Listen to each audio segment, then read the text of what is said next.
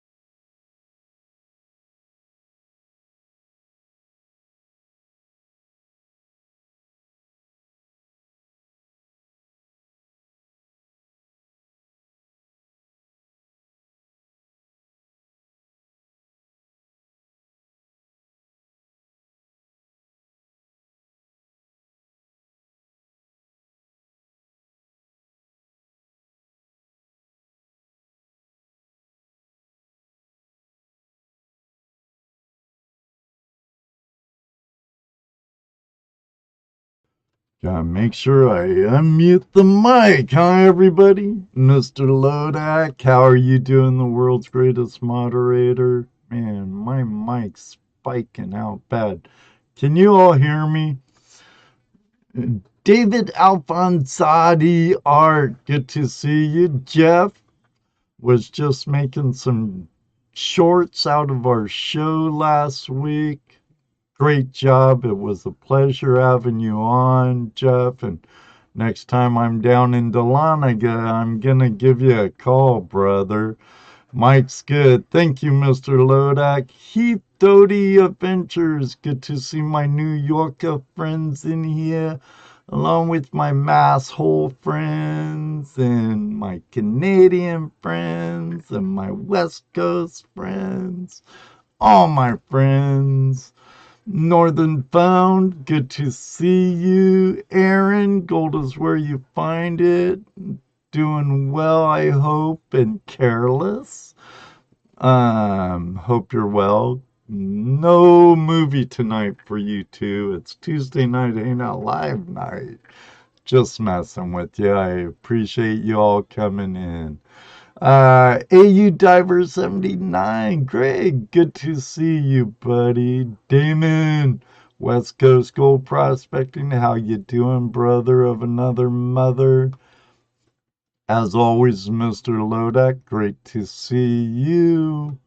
And Rob, how are you doing? Yeah, I've been seeing both Damon's and Rob's posts over on Facebook. So you guys are killing it with the sniping this year. Way to go. And Moon's over Miami. Great seeing you here along with everyone else. Tonight, I have a gentleman with me. He's the executive director of operations at the Lost Dutchman's Mining Association. It's an organization I belonged to, a couple of times for a real long time. And actually, I was telling Dominic, I actually found one of the largest piece of gold I've ever found on an LDMA property. Not like the GPA, they're related, but the LDMA owns old patented land that their camps are on. Italian Bar, Scott River, Loud Mine, Vane Mountain, the Blue Bucket on the Burnt River in Oregon, the Burnt River Camp also not too far from the Blue Bucket. They have, I think it's Leadville in Colorado. I need to peek into my book. It's been a while. Weldon Carey, welcome. Mandy's Candy, great seeing you here. But yeah, I think that should be enough. Dominic seems like a really nice guy. I have a feeling it's gonna be entertaining with him tonight. We might have to work with the pictures for the gold porn people, because I didn't warn him soon enough, like I have with Kevin Hoagland and others, about having some gold on hand. But it is what it is, and that it is. So don't go away. Dominic and I will be right back. Hello, everybody, and welcome to another episode of Tuesday Night Hangout Live. It's Tuesday night, Hangout Live. It's Tuesday night, Hangout Live. It's Tuesday night, Hangout Live.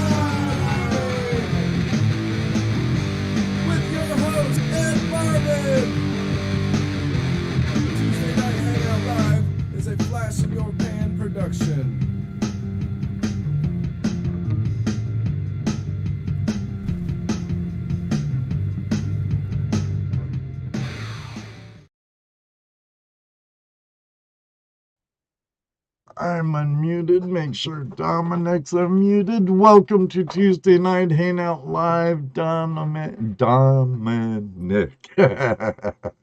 Welcome, welcome. Thank you, thank you. Uh, You put me under pressure. You said we were going to have a good time, and like I have to be funny or something here. So now I feel pressure. oh, I'm sorry. No. Yeah, I want you to feel like we're at Italian bar or Staten Camp around the campfire after a day of playing in the bush or playing in the river, wherever camp we may be. We're around the fire and just enjoying a good conversation about some of the better things in life, like gold prospecting, small scale mining, and gold. absolutely. No, I love it. Think about it. Um, you look at where gold is right now. Price wise, and you think back. Hey, a year ago you'd go out to any of our locations or wherever people prospect, and you know you run hard for a day. Doesn't matter if you're sluicing, high banking, trommels, dry washer, whatever. You run hard for the day and you do your cleanup, and you look down in your pan, and maybe there's a gram of gold in there, maybe there's 2 grams of gold in there. Well, you do that today, and even though you have a little more increase of fuel cost or whatever, you're a little bit older, so you might be running a little slower. But if you end up with that same 1-2 grams, you got like double the price of what you had before. Oh yeah, And to me, that's fantastic. And a lot of people, I think, lately have missed that concept with the price of gold going up. Again, it's not that you're working any harder; you're doing the same thing, but your value of what you're getting out of it is even more. And that's what I love. And those are the stories I love hearing, because people come up to me all the time and, hey, Dominic, look at this file. This is where I got it. And I love how everybody knows where they got it. And I just get happy to see a little bit of color in every vial that somebody shows me. right. So, it's still out there. It's still out there, but you just got to work for it, and you got to have your smarts about it of, you know, what are the indicators? Where do you think it is? Because I find too many people just go out and start digging, and then they get discouraged. Well, get discouraged. You're digging in the wrong place.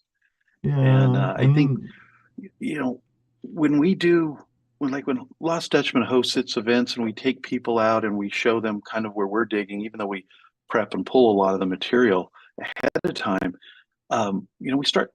I love to teach, just like Kevin Hoagland. I love to teach and show people this is where we're doing it. This is why we're digging here, and taking that little extra effort of looking for the indicators makes a huge difference at the end of the day when you start doing your cleanups and going, yeah, I'm going to go sit around the campfire and talk about this tonight, right. or I won't talk about it and go right back out tomorrow and get some more gold because I don't want people to follow me. Well, it's like that. I was selling stuff at Scott River Camp. My parents are there visiting me, and my 2 older ones are playing around, and wife had the youngest, and I'm like, hey Dad, mind if I get away from this booth for a minute and go down and hit the gravel bar? I came Yeah. across a big hole, and it wasn't day claimed. It was someone's day claim, but there were no shovels, no buckets, no small equipment close by. I'm pretty much the only one out on the gravel bar, and I'm like, all I could think to myself is, no one moves that much dirt for nothing. Yeah. Yeah. So I hopped Yeah. in with a couple of tools, a Fisher Goldbug and a Falcon MD-20, and I ended up pulling out of the wall by a big boulder the biggest nugget I've ever seen, or have found. And of course, I sold it that weekend, I had 3 kids, only a stay-at-home mom, stay-at-home wife. Right. Most important job in the world for wives, being a mother, and Yeah. um, so I sold it that weekend. Old timer gold vendor Grizzly, I believe his name is, or that's what he went by. And Right. um, shoot, I don't think gold was. I think gold was barely over $300 an ounce at that time. And Wow. if I had it now, oh my God. That's a great story. I mean, it makes me think my first nugget that I ever found was when we used to do the Alaska expedition up in Nome. And I went out, I had my stepdad with me and one of the other participants, and we went out and we were working in one of our outer camps. And, the water's coming off. We were using a California sluice high banker. And I looked down right where the water's falling off, and there was something shiny there. And I told the guy that I think we need to shut this pump down. There's something wrong here. And they shut it down, and right where I was looking, sure enough, the very last nugget trap before it would have fallen off, there was the nugget. So I got all happy. Wow. All three of us did. And when we were all done that day, the machine was out of whack. Obviously, we got it readjusted. But at the end of that day, I told my stepdad and the other participant, I said, all I want, if it's acceptable, is the one nugget. You guys have the rest of it. I don't care about anything else. And they agreed to it. And I got back to the main camp, and my boss, owner of GPA and LDMA, Brandon Johnson, he's like, Dom, how was your day? And I'm like, oh my God, Brandon, I got to tell you all about this. And I pull out of my pocket, and I'm showing him this nugget. And I was up at Catchmark, and we were running this California. And I, Dominic, are you okay? Yeah, Brandon, I'm okay. But anyways, we were up there, and I'm What just are so you excited. on, Dominic? What are you on? Well, I realized what he was doing to me, because as this next question, he's like, hey, do you need to go see Doc? Because we had a doctor and nurse up there just in case people needed medical help or whatever. Right. No, I'm fine. Maybe a little stuffy nose, but I'm fine. But anyway, Brandon, and I go right back into my story, and he asks me, are you sure you're fine? And I look both ways. I go, Brandon, and I used a certain word that I'm not going to use here on the air because it's not very nice. He said, Dominic, you got gold fever.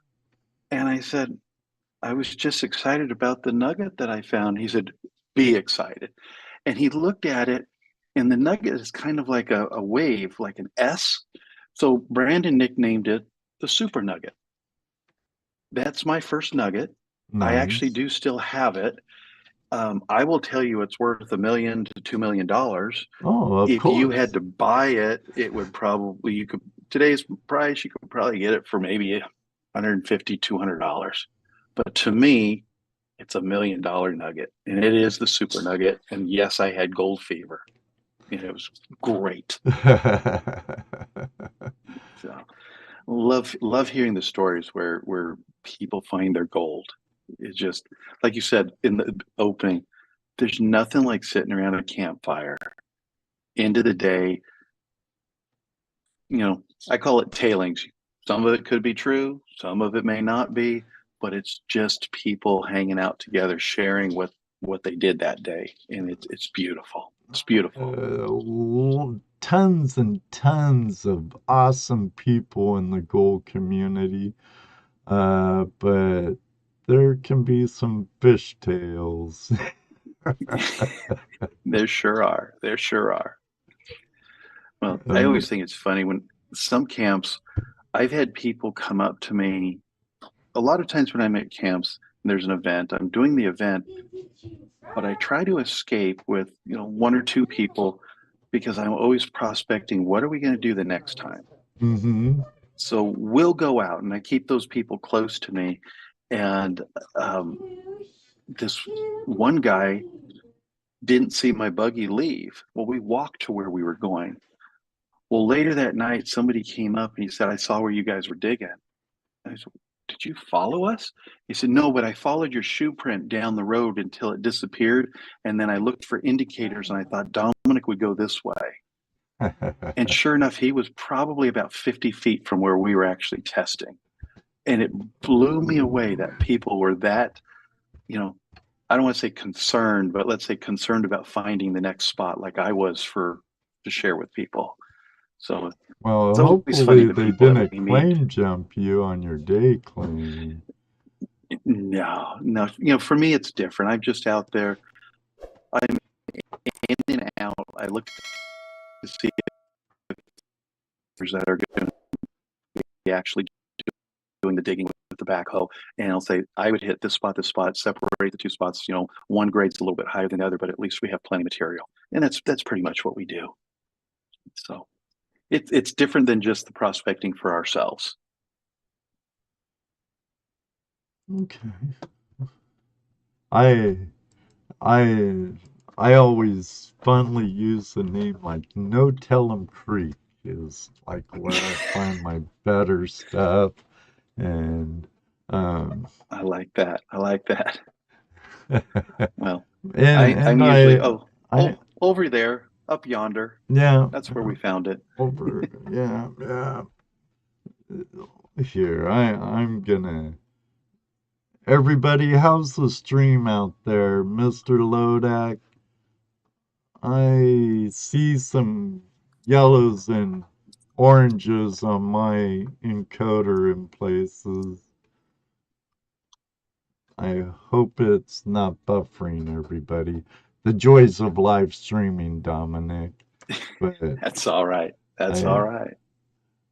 I, I, you're looking at my avatar, so you can't see me pointing in two different directions, going, "Oh, it's over there," and I'm doing Like well, little buffering now and again. Okay, stream is A-OK on David Villa's, and stream is good at Milwaukee Matt's. Matt, great seeing you again. Hope to see you on the river again someday. I get my gold from the getting spot. Yeah, there you go, Rob. Careless, great there? Okay, good.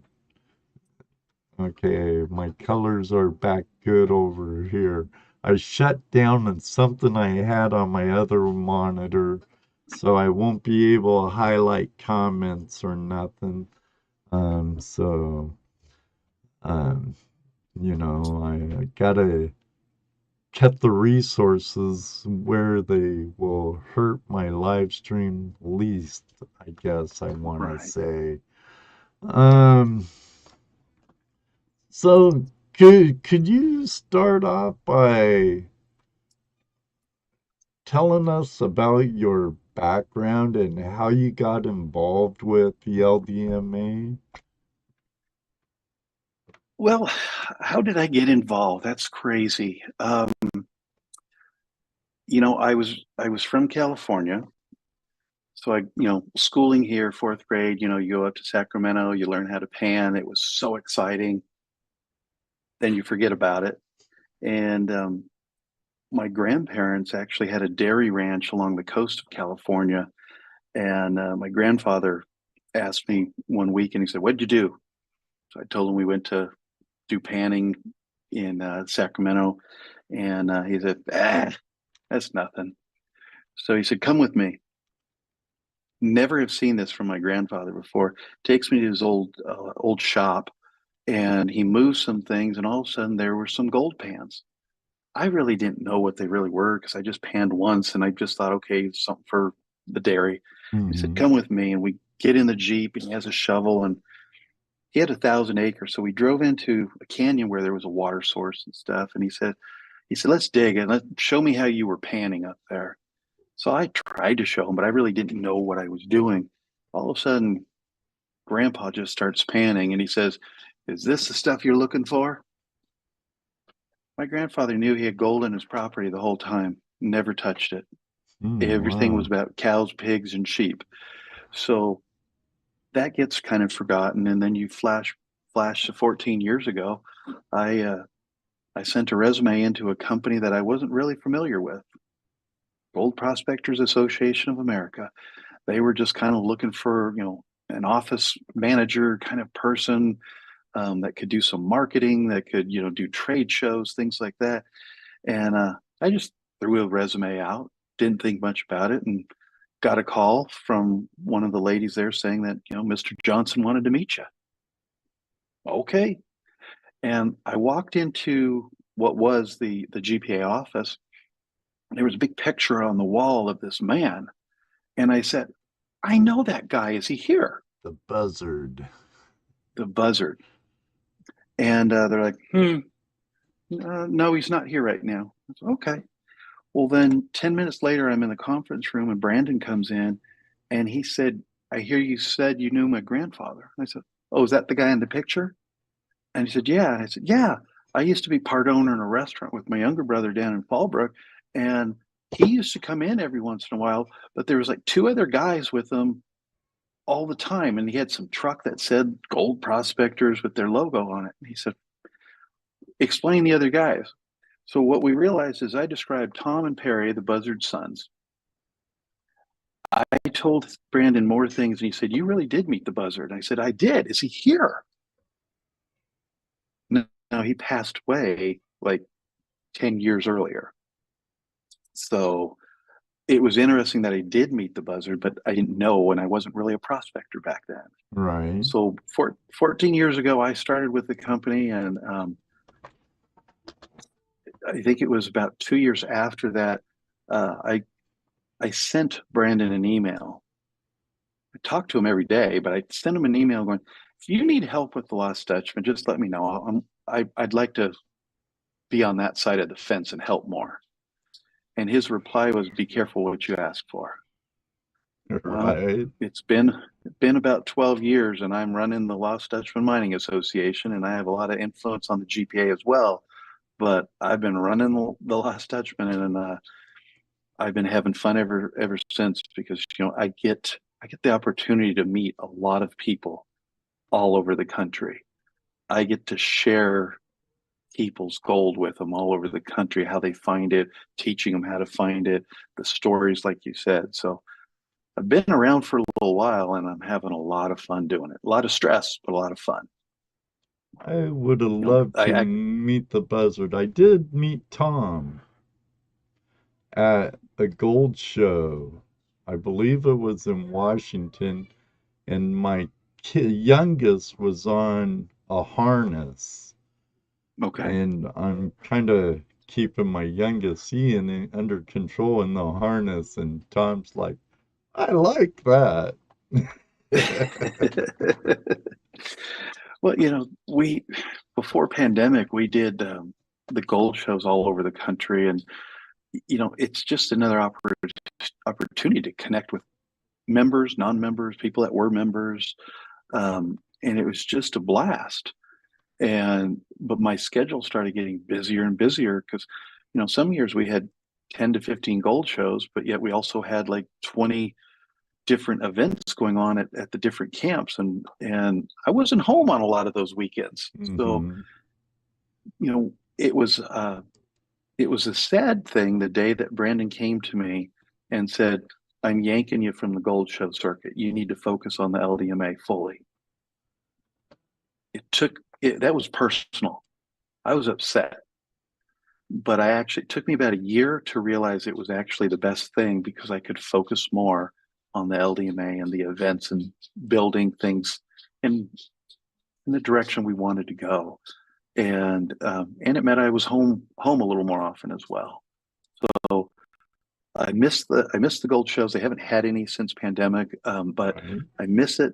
But I love being out at I'm going to be in Stanton a little bit later this week. I'm going to be back up to Duesenberg as they start an event on Saturday, and all the way through till the end of November, I'm going to be between Duesenberg and Stanton with events, and hopefully I'll be helping a lot of people out there find some gold, which is going to be great.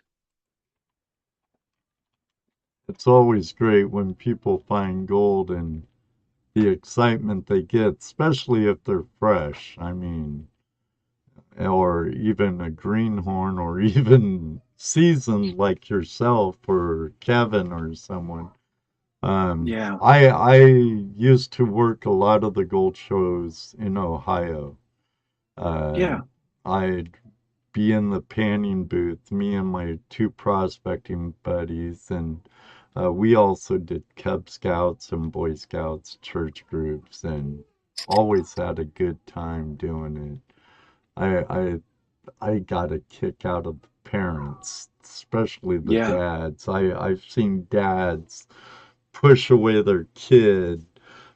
Is that real gold? How much is it worth? Can you, where do you find it? Just a kabillion questions, on and on and Yeah, on. yeah. No, I will say at our events, we get a lot of first timers, a lot of people just getting into gold prospecting, whether they watched Gold Rush or got all excited about all this gold people are finding, but they come out and to me, it's such a blessing to help them for the first time. And I don't just mean me; it's myself or whoever, you know, seasoned LDMA members, Mm-hmm. seasoned GPA members that are there. Um, to me, it's just a joy to help these people and to turn them in the right direction. Because again, a lot of wasted time would have happened if you don't tell them some of the basics of prospecting. Otherwise, they'd just be digging wherever. And it to me, it's just amazing every time we host something, seeing brand new people out there. Just beautiful, absolutely beautiful. Oh yeah, you have to do your prospecting before you can do your mining, no matter Ab- what the scale of mining is. Absolutely, absolutely. There was one time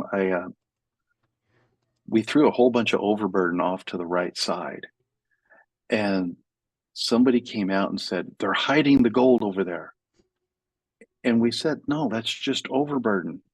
He wouldn't listen to us, and he ran his dry washer all day long. One of the foolish things he did is he did cleanups like every 20 minutes, but he never like did a test pan to see if it was really panning out, so to speak. Right. So he literally ran all day long. Everybody else was on the other side where there wasn't the overburden. They were all finding some nice gold. And at the end of the day, he came up. He said, "I thought you guys were joking with me. I thought I had the king of the crop over there." And I said, "Well, we tried to tell you, but we can't make you listen to us." Well, And and your job isn't to keep people away from the gold. You want people to find gold, and you want people to have a grade A absolutely, time. Um, absolutely, absolutely. You know, it's I mean, that's what they're out there for. So, but I think every camp is a little bit different. Everyone has its own infrastructure. Um, you know, at Stanton in Arizona, our biggest camp, a lot of times people go, "Oh, it's all played out." Well, a lot of people don't realize, and I keep telling people, we have 500 plus acres of claims, which yes, Stanton or LDMA is known for owning its property, its patented gold bearing properties, but I also pull claims nearby for our members to well, use. true. Yeah. And then what I've done on top of that in Arizona is I've actually have a plan of operation. So we can actually take our backhoe out, move a large amount of dirt, let people run it, and then we just reclaim it and then we can move to the next area. And BLM loves what we've done because we always make sure that we reclaim and we do it the right way. And so that's really opened up the opportunity. All it means is you're driving about 3 miles out from camp, Right. and as far as 7 miles, depending. But it gives you access to so much more, and especially because we can bring out some bigger equipment out there. And if you want to play on our equipment, great. If you want to bring your own, we'll set you up on it. But our members could be using that all the time. They don't have to wait for the backhoe to go out.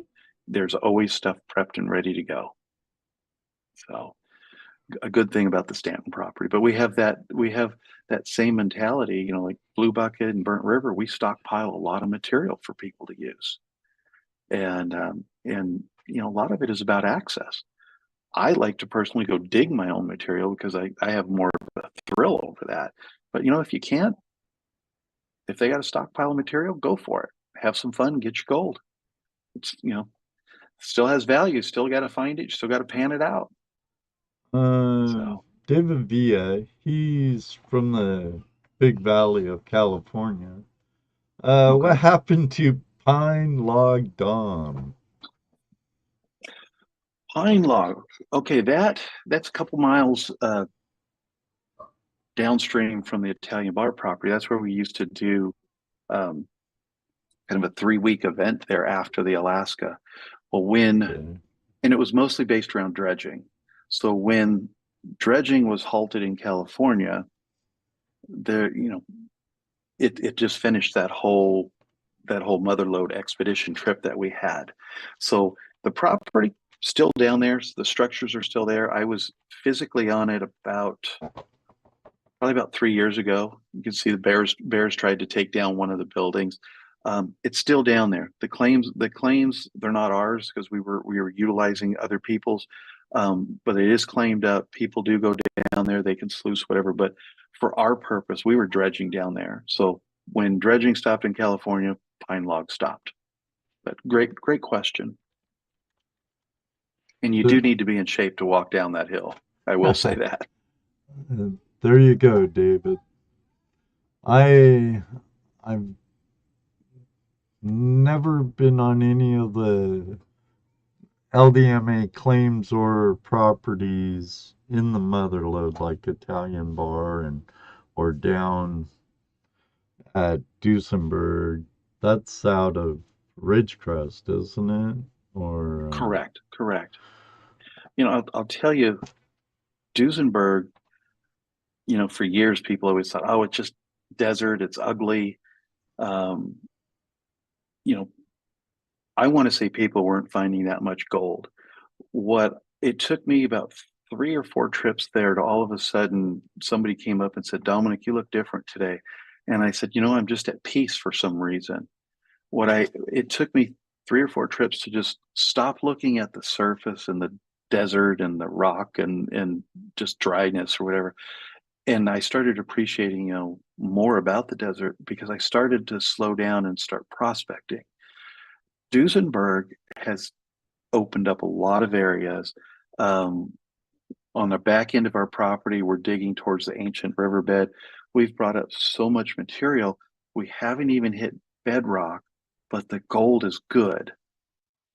A lot of people say, well, keep digging, get to the bedrock. Well, we're not going to waste the material we're bringing up, but we're in a are process and it there keeps lenses of caliche or something that not where we're digging there, but most of the other property there is. And that caliche is only 12 to 18 inches down in most places.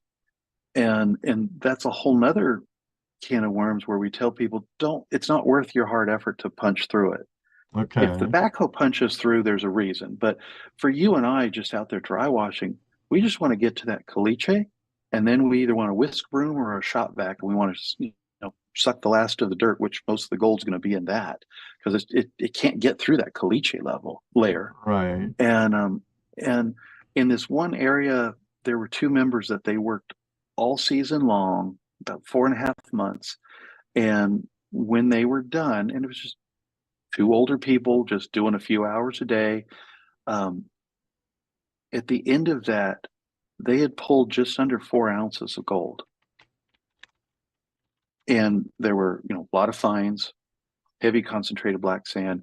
There were pickers, there were chunkies, and then they had probably about a dozen, I'll say small nuggets, like almost 1 gram nuggets that they had pulled out as well, and very rough. So it told me they didn't move that gold didn't move very far, but and they were kind of close to a mine that's up on the hill, but 4 ounces in just over 4.5 months, about 2 people, just a little bit each day.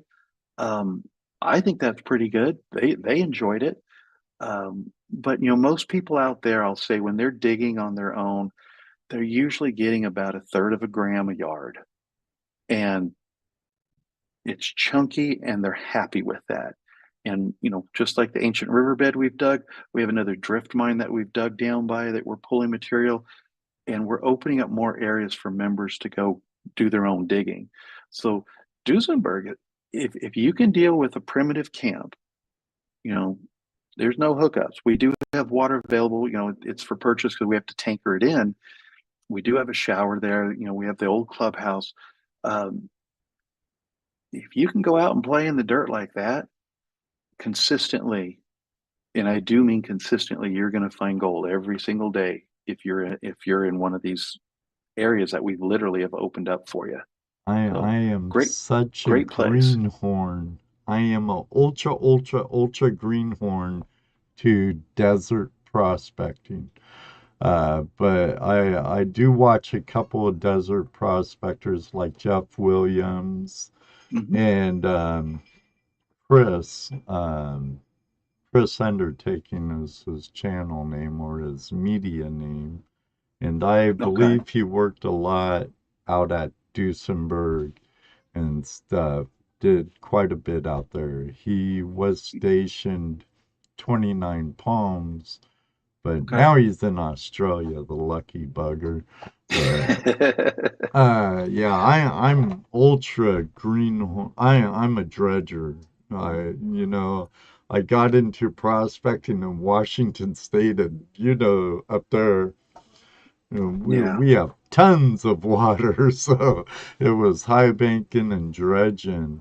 But I wouldn't mind trying out. Now, is that part of is it the Rand mining district in that area? Randsburg.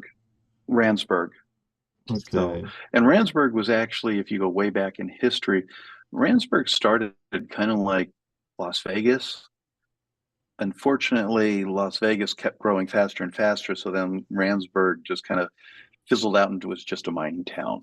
But Yeah, and it's it's almost a ghost town now. it is, except I will tell you, um, there's a general store there that it is a little bit of a store, but it's like a diner as well, and they make one of the best burgers around. There's a small pizza area, and then the fire station. There's a big sign on the fire station. It says "Yell loud, we're in the back," just in case there's a fire or something. But it's a great little town just to drive through. My friend Heath Doty, he's a New Yorker who prospects a lot in Mhm. Vermont, New Hampshire, Maine. Uh, his comment, he has a comment here in the chat. Would love to see a prospector from Arizona that's done that all his life come up here and play in the Vermont, New Hampshire, and Maine. He'll have a whole new aspect of things. And I would say that's very true. They're two totally different Absolutely. worlds, but there's a lot of gold and silver and other minerals out in the Mojave. And the Randsburg district, if memory serves me right, that was very rich in gold, silver, and titanium, I believe. Yeah, and then when you get into the gemstones, I mean, there's a lot of garnets. But in one of our, so we have our property, the Lost Dutchman's property, Duesenberg, and then we again there have additional claims for our members to go out and prospect on as well. Mm-hmm. And one of them we have been finding a blue opal. So Ooh. just something else to go out and have fun with. Yeah, I'm sure there's I love rocks. Of course I love gold, but I love rocks and gemstones too. Hey, Willie Shiny Gold, some Arizonians in the house. Bold Lion, hey, good to see you. How am I? I'm okay, I guess. Could be worse, could be better. Thank the good Lord Jesus, I'm still kicking. But it's, um, well, I don't think we need to hear on what your key responsibilities as the executive director of operations. Well, I can tell you what it is in real simple form. It says, Dominic, stir it up, get people jacked up and excited, and go have fun. That's there what you I do. go. That must be a fun job. Uh, even I, but I've held events myself, small events, nothing like the Duel of the Trommels and stuff like that, or the GPA Golden Treasure Show, and I know how busy Kevin is during those. I'm Yeah, sure you're extremely busy during the events, being the host and taking care of all the patrons and stuff, members. Uh, very, very busy, yes. Um, I love it though. But the best thing about it is whether it's one of my events, the Golden Treasure Show, whatever, we can't do it by ourselves. And the beauty is we have volunteers, our members that step up. And like if it's at an event, we assign them different roles. It could be, kind of a crew member down where on the dig site, it could be just like camp operations. Please help empty the trash, keep the bathrooms clean for people because there's just a right? lot there.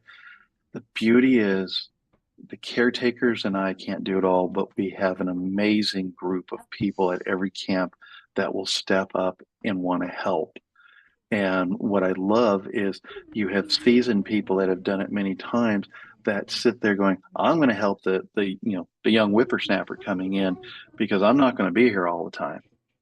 And there's people constantly helping to make sure that the event is as best as it can. And I love watching how that all comes together. So hard work, but we do have fun. I know some of the open digs that I've been to at the Burnt River camp were a lot of fun. Yeah, Um, yeah. that was a long time ago, back in the 90s. So I'm sure things were run a little bit different then compared to now. Um, Probably, we try to keep some of the same recipe, the same formula in there, but they definitely have changed. I'll just say a little bit more modern. Brad Willie Shiny Gold out of Arizona says, Ed is a young whippersnapper. You should volunteer, Ed. Hey, when I get close to the retirement and get away from the hammer and nail gun and stuff like that, I'd be very tempted to contact LDMA and see if they have any caretaker openings available because I want to be mobile. I want to, Judy and I want to get rid of our house, be able to tow our house wherever we want to go. And that's one of the reasons why I've we've joined the LDMA.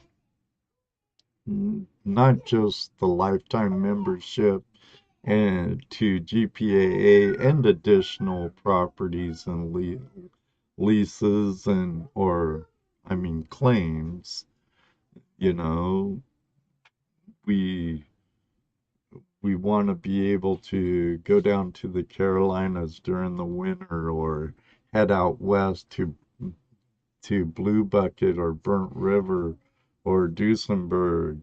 And I still have family in Washington, and she has family down south in Tennessee and stuff. And believe me, I'm getting to the age where every winter I can't wait to leave more and more. And I used to love winter, but I don't know.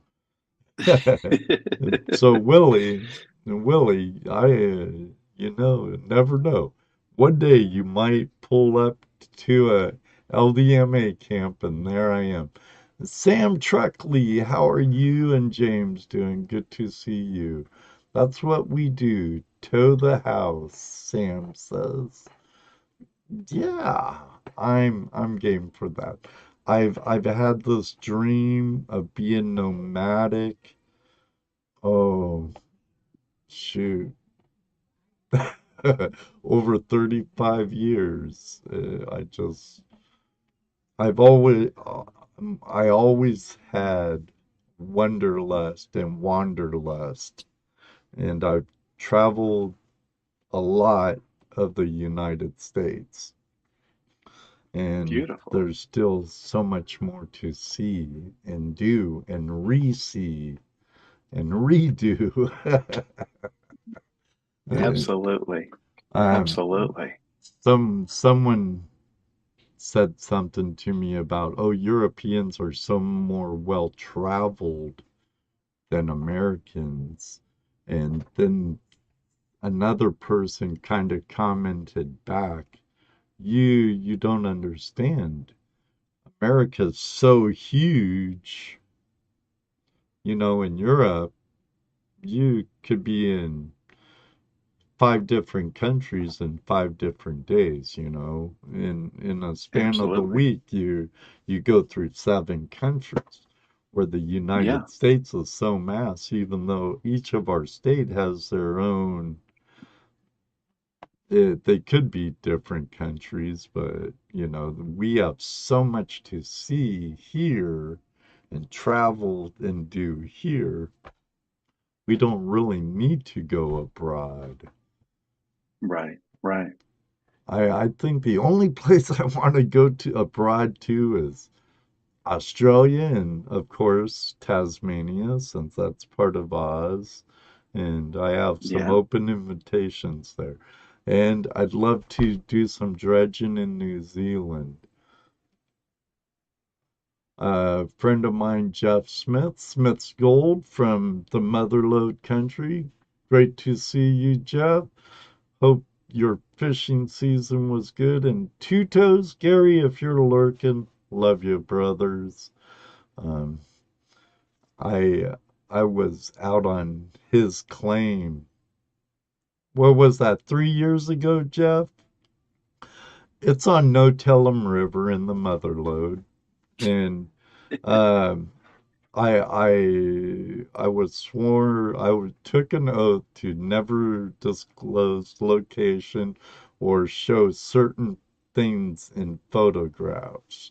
But it's in a very rich area, and between 6 of us YouTubers, pretty much only metal detecting, we hiked out of that valley with, what was it, Jeff? An ounce and a quarter of gold. I found 3 beautiful nuggets that day. Beautiful nuggets. Mega Silver Stacker Aloha Molaho? I don't know. I'm not Hawaiian. I was Mahalo. Mahalo. There it is. But yes, I believe that's correct. Yeah, I think it was an ounce and a quarter between the 6 of us. It was a real fun day. Real fun day. I worked this one crack that was probably 20 feet long. Well, not, I'm exaggerating. It was about 5 feet this way, then did a hard right turn for another 4 foot. That's about more correct. And 3 beautiful nuggets came out of that. It was, Jeff, the Dahlonega Prospector. It was a good day. But the real treasure, the real gold, regardless of how much gold I found, was the friendships that were kindled on the gravel bar and meeting fellow YouTubers and collaborating that day. They, him and Gary they didn't have to take us to their claims and some. I know why they call it Gold Mountain now. It seems some pretty nice stuff off that. But uh, Gary, he goes by YouTube on or he goes by Two Toes on YouTube, Dominic. And that guy, Okay. he's like 78, 75. I'm sure he's in his 70s.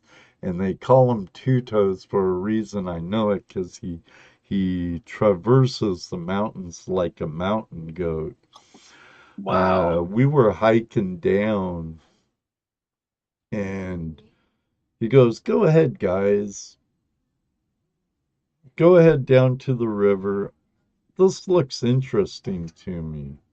And there were rounded river rocks and stuff, so it was a high bench. And we're like, Yeah. okay, cool, cool. And we went down, and before I think we even laid down our backpacks on the gravel bar, Gary's coming down showing us a nugget he found. And I went back up the hill with him, and I was working like a ridge to a tributary, and he's over in the same area he found the nugget. And lo and behold, he finds another little nugget, a nice sized picker. And while I'm over on the ridge finding boot tacks, while I'm trying not to slide down this hill. So we're 60 plus. Oh, 73. Okay. Well,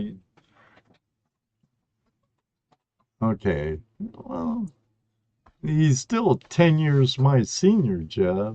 If he's 73, but he's a good guy. Garen Honan.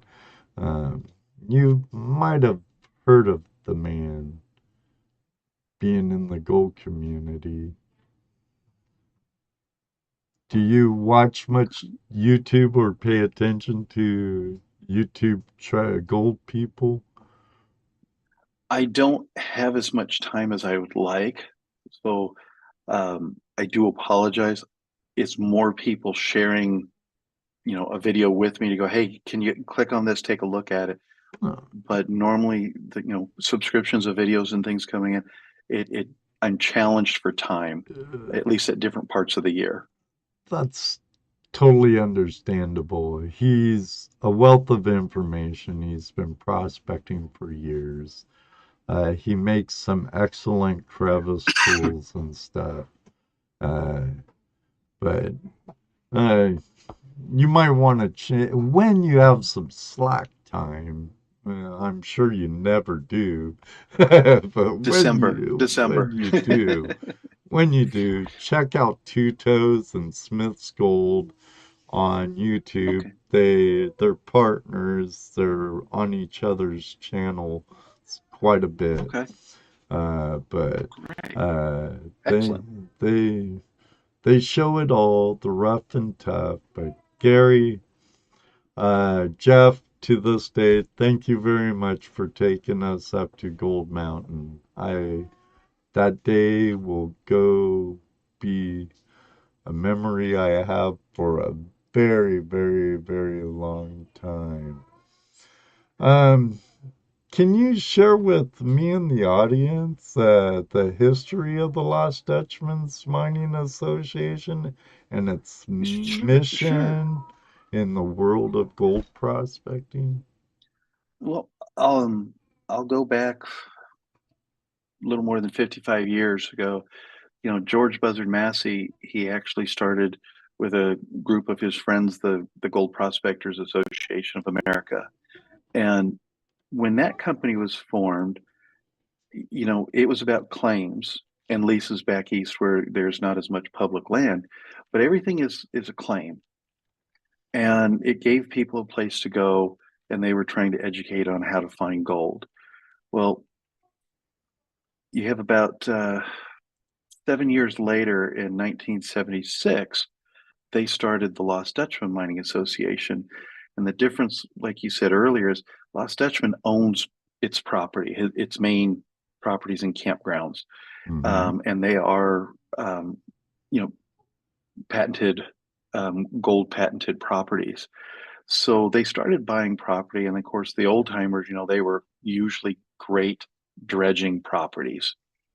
And so that's when Lost Dutchman had started, and I'd say roughly about 6, 8 years ago, I started complementing our properties with it around certain properties, adding claims around it, contrary to what we usually say, hey, that's GPA's business model.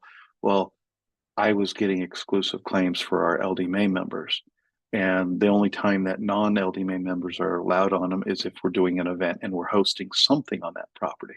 So that's how it was all started. The events we hold is really to bring people together. I know it sounds weird to say, hey, it's about camaraderie. It's about family. It's about, yeah, I may be the weird uncle or, we have the weird aunts or whatever. You know, it just makes the family better. But the whole premise, our mission is, to have places for people to go that they can find their gold. And it's really that simple. And of course, LDMA complements that with, because we own the property, you can stay on our property for up to 6 months before you'd have to leave and you can go to another property. Whereas, GPA or with a claim, you can only 14 stay on days. for up to 14 days. Yeah. So it, and I think there's also a safety feeling about staying in our camp versus just out in the open, desert of Arizona or the, wherever the Mother Lode in or Eastern Yeah, Oregon, like wherever you may be. courtside or something, boondocking or something. Yeah. Yeah, yeah. So, and we also, because you know we have an activities director that's coming in, should be arriving today or tomorrow at Stanton. That's going to be here most of our season, so that we can have more, let's call it, staff on the property to be able to do more for people that want to stay there. Every camp, like I said, is a little bit different, but the bottom line is we're there to help you find gold if you want us to help you. Doesn't mean that we're on call to drive you out and point to where it is, but Right. we're definitely going to help you. We have a lot of different equipment that we like to be able to show people, hey, this is how you can use this piece of equipment, or this is how you use it better. So um, that's LDMA in a nutshell. We are a family. I will tell you, just like any family, you have people that disagree and argue.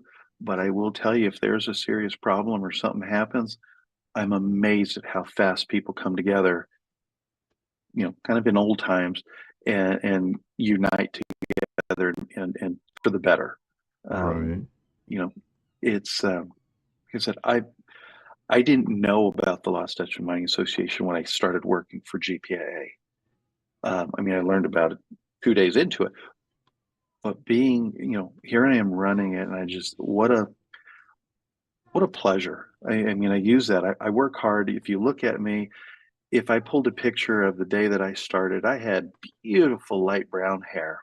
Now look at me, hey, I'm salt, it's gray, that's the stress that's there.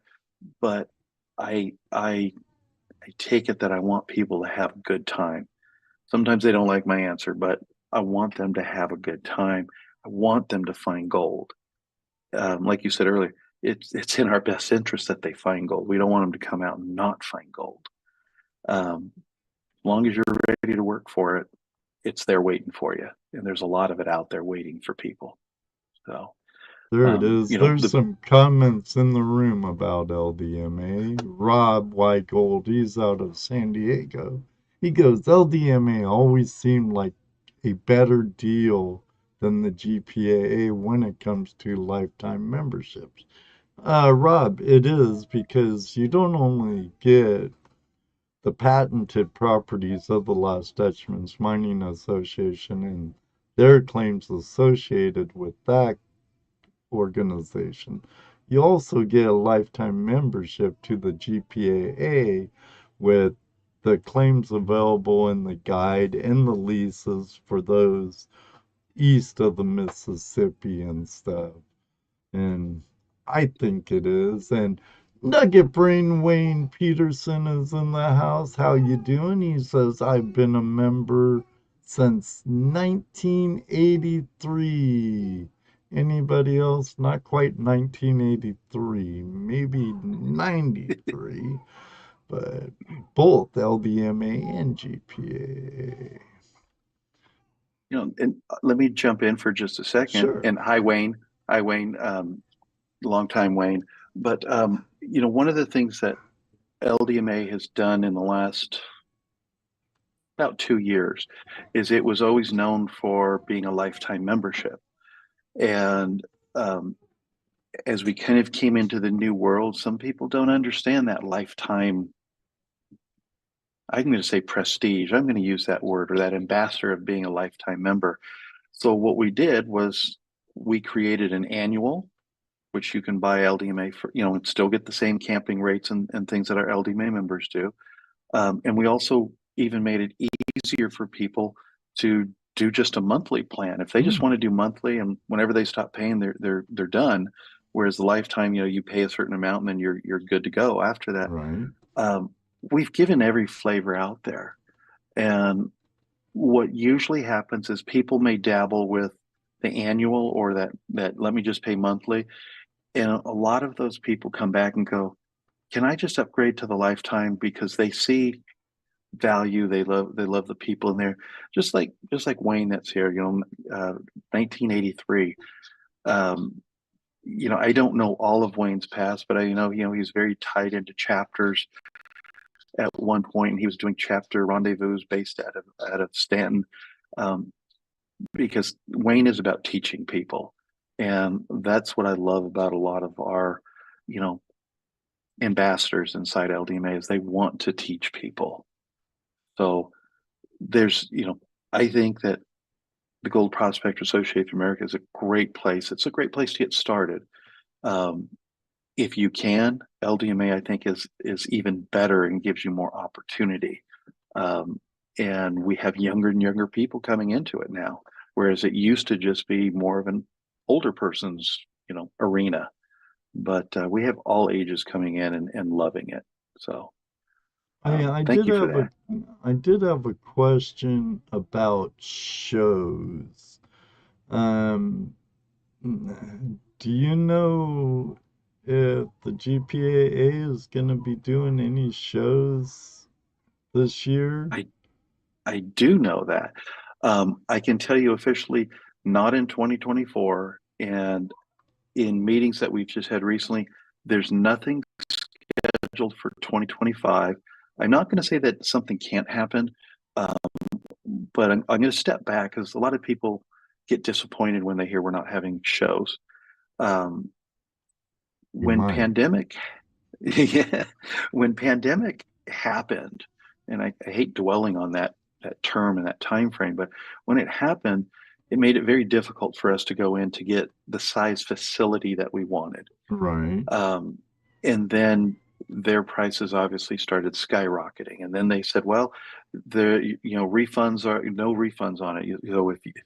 If the world changes, we're not giving refunds. They made it very difficult for us. At the same time that's happening, you have dealers, vendors, manufacturers. It was with cost, it was harder for them to travel as much. So when we used to have, 50, 75, 80 different vendors under one roof, we were, challenged to get 15 to 20 if we were lucky. So as much as people keep going, when are you bringing them back? When are you bringing them back? It's not just us.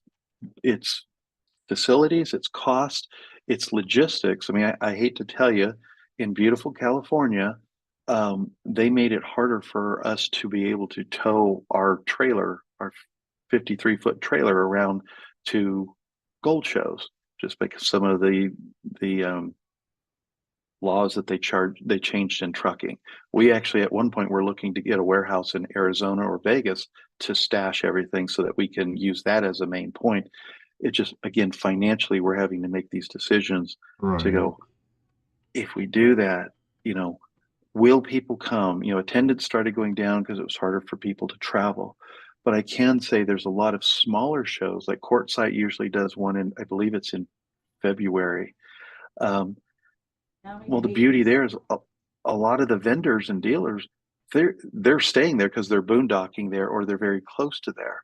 So it's made it easy for them to, keep the show going on. But for us to go back up to Washington, to Puyallup, or to Portland, Oregon, Sacramento, Pomona in California, Concord back in North Carolina. It just made it more and more challenging. And, we didn't charge a lot for booth space or tables or chairs, but the overall expense was, the last year we were doing them, we weren't even breaking even. We were losing at every show, which hurt us, Right. but we were still, Brandon was still committed to finish the season out as best they could. So will it come back in 25? I can't tell you. I could say myself, I was looking at putting 2 gold shows together, but not call them gold shows. But I was going to use Loudmine in Georgia because we have a big infrastructure at that LDMA camp. It's And I nice was also camp. thinking of Stanton in Arizona, and the possibility of either Burnt River or Blue Bucket. Blue Bucket's right along the freeway. But I didn't have let's call it, the volunteers and staff to help me plan it. And when I put something out to some of the big manufacturers, if they'd be interested, they were coming back going, it's very hard for us to travel and do what we would like to do because they're so focused on their own in-house business with the economy it is right now. So I hate to say that, but that's where we're at right now, and that's reality. Wayne So says, should do a Vegas show, only 3 days, maybe 4, but it's a great time. Vegas and everybody will Wayne come. is true. Again, it's easy, and I appreciate that, Wayne. Everybody asks about Vegas because Vegas is like that destination. It's like, we're going to Vegas. Oh yeah, we'll go by the gold show too. Again, it's hard to get the manufacturers and the dealers to come back there, as well as the last time we looked into Vegas, cost had tripled, and the discounts that we used to get Aren't in the there facility anymore? we're at, they're not. So it's, again, from the outside, Vegas was a great time. I mean, I would remember at the end of the night, you kind of be walking through the casino back to the elevator bins, and yes, I'd see, Wayne sitting in one location. You'd see all these other people just sitting having a great time. It's just more challenged now. Um, I, all you out there are family, so I'll let you in on it. My coffee's going through me, Dominic. So if I'm gonna ask you this one question, and Absolutely. I'm gonna run to use the restroom real quick. How does the LDMA differ from other prospecting organizations, and what unique opportunities does it offer its members? Good question. All right, we just turn your mic off when you run out of there, and I'll keep it going. Let me know when you're back. Um, I will. I'm gonna put up a picture of me here so they have something to look at. And no, guys, it ain't an AI picture this time. I'll be right back. all right. Well, LDMA. I think the benefits that LDMA are is, one, we have properties where you can prospect. You can camp and stay there for up to 6 months at each property before you would have to go to the next one, or just go in and out of there every weekend if you like. When people say camping, I can tell you, we brought in retail rates which are for non-members so that they can come in and utilize the camp. So I can say, if you go to Stanton and you're on a full hookup, you're paying either $15 or $18 a night on a full hookup, water, sewer, and electric. If you go to the same kind of campground, you'd be paying, $45 to $55 a night. So basically, I say the camping rates for members are about 65% cheaper than the normal rates off the rack in that general area. So it makes it more desirable. And we've dabbled with trying to make some long term. Hey, if you're staying for 4 months or 5 months or 6 months, maybe here's a little bit better of a price. We've dabbled with it. We really didn't see that it made much of a difference. But I think if I take Stanton with some of the things that we're bringing in, our activities director, more seasoned events that we can do, I think we're going to start filling that camp up to the old days. And I think I'll pick on Wayne again, Nugget Brain. In those old days, people, it was first come, first serve, and they fought for not literally, but they fought for a space. Otherwise, they were in dry camping. And I see that with what we're doing this year, I believe next year we're going to be hopefully back at that capacity where if you don't have a reservation, you're going to either have dry camping or you're not coming in. Unfortunately, and that again is just the energy that we're creating there, the activities. If you don't want to prospect, don't prospect. There's other things going on. I will say, here's my little commercial. If you are around Stanton this year, we have an amazing on November 11th, I believe it is, Veterans Day. We have an amazing veterans celebration that we're putting on, and we're honoring our veterans. We've had some veterans donating pork ribs and beans, and we're finishing the rest of the meal and cake, and we have all kinds of goodies for our veterans. So if you are a veteran, hit any of our camps really, but Stanton is having a big celebration going on there. And that's during our Dirt Fest event that goes from the 9th of November all the way to the 30th. Again, you don't have to be there every day. You come in for whatever you can, but we're going to have a great time there. So I believe Mr. Tinkleman's back. So Yeah, hopefully I'm back. I'm trying to we heard the find. 5-gallon bucket behind you. Don't worry. Well, it's good that I don't have to pee in my camp latrine in my lower level of my house anymore in my studio. I installed a toilet down here, so Nice. um, you know, I'm glad I'm in construction all my life, but it's a real drag because the wife don't get it. Yeah. I come home from doing stuff like this all day, every day, and then she wants me to do stuff around the house on the weekend. And I'd rather be out dredging or something. But it Yeah. is what it is. Well, good. July, August, where's my September?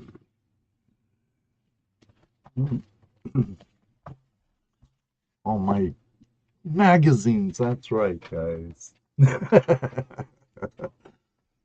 um, I'd like to get down to one of your events here in the next year or two down at Loud or Vane Mountain. I really enjoyed both those camps. And it's bummer that Brian and Vonda retired. They were so nice. They were Yeah. great hosts. They were great hosts, but we have a gentleman named Tommy and actually his mom um, are watching and taking care of Vane Mountain. You had Hurricane Helene go through there, pulled Yes. power out for I think roughly about a week or whatever, but they're back up. They had a lot of rain come through there, but Did the everything is good at creek that flood camp. really bad there? Um, so it does. I'm going to say it washed in a whole bunch of new gold for people to go out and dredge if they It want. does. That's just my opinion. I've I'm seen, right there with you. I'm right there with you. you know, you said something earlier about dredging, and the first time I dredged, I was actually in Alaska with Tom Massey. He was the first person I ever went dredging with, so he kind of taught me. The second time I went dredging um, at a gold show in North Carolina in Concord, one of our GPA Lifetime members who was going to be at Loud Mine 2 weeks later during the event said, "Hey, I'm bringing my dredge, Dominic. You want to go dredge with me?" And I said, "I'd love it. Can't do it in California." Right? So when I left there, I actually had to go to Vane Mountain for a week and then down to Loudmine. I stopped, got myself a wetsuit. Needed the fluffy one, so it was big. Well, Kevin Hoagland flew in, met me at Loudmine, and we both had our roles that we did. And one of Kevin's roles was, he took care of all the cleanup, and he was teaching people different equipment on the cleanups. So I completed on that Saturday, I completed everything that I needed to do until it was dinner time. So at that point, I went down with James. He had his 5-inch dredge neck down to a 4-inch because that's what we could do in Town Creek. I drove across the creek, parked the truck, got in the water, and I'm dredging, having a great time. About a half hour later, one of our members comes by and they wave me down and like, "Hey, Kevin's looking at you, looking for you. There's a problem." Oh my God. Okay, Kevin can't handle something. I get out, take my wetsuit off, put my shorts, t-shirt back on because Kevin had no idea what I was doing. I drive back up to where he was in camp doing the cleanup, and I'm standing next to him. Like, "Hey, what did you need?" He said, "Well, I haven't seen you for a while. What are you doing?" I'm helping members, Kevin, and you interrupted me. So I need to go back and finish with the members, okay? "Oh, okay, go ahead." I said, "I'm going to be about an hour, so don't bother me." Went back, drove across the creek, parked the truck, got back into my wetsuit, and continued dredging for about an hour. And I had the best time. Found a lot of finds, found about two, I'll say, large pickers. They weren't even small nuggets, but large pickers. Just had a blast. And that was my second time dredging. And Kevin had no idea till that night when I told him. I said, "Hey, I got to be honest with you. This is what I was doing." He called me some words. He was jealous because he was busy doing what he had to. But again, it's proper planning prevents blank performance. So Right. that was my dredging at Loudmine, and they're still dredging there. There's still gold being fed into that town creek. They're constantly finding new things. So it gets. I hear people say, whether it's GPA claims or LDMA properties, "Oh, it's all played out."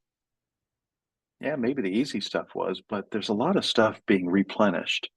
And when you have storms like Hurricane Helene come through, water rises a lot of force, um, new gold is being brought in. And again, people are constantly finding it. Well, you So, have your seasonal flood gold, and yeah, um, I've noticed throughout the years, a lot of the GPA members were getting up there in age.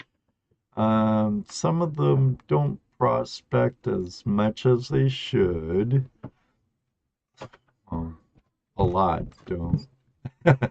Some yeah, do. yeah, And some of them aren't in the best of shape, and they pull up, they unload, they go down to the river, they plop their stuff in, and they go to work, and they're nice, happy, content right there, moving material. And if they get some shiny, they're even happier. yeah, yeah, And absolutely. I believe, just like when it comes to metal detecting, and a detectorist will say, "Oh, that park's been beat," or "that field or wood's been beat," never find nothing in there. That ain't true.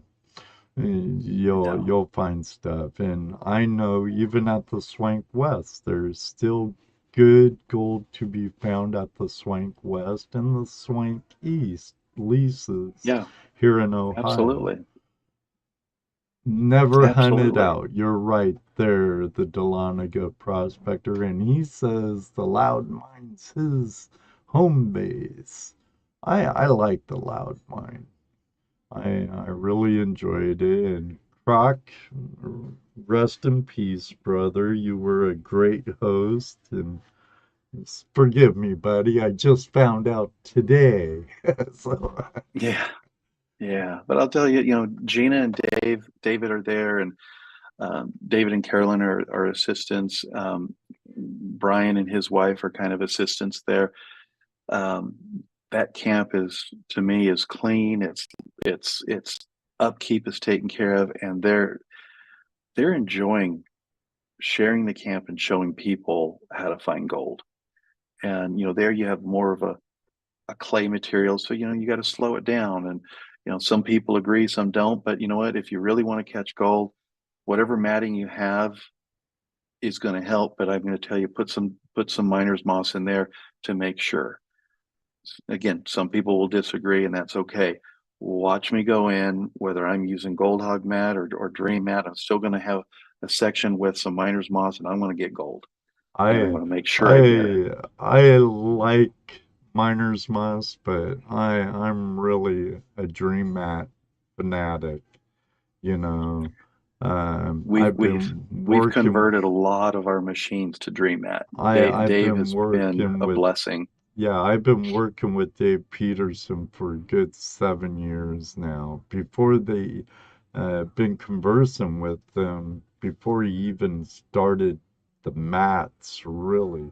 And he was playing with his prototypes, sluices. It's been that long, but uh, we sold Croc, Toledo Jess and I sold Croc his first dream mats for his gold cube, and Yeah, he about flipped. But I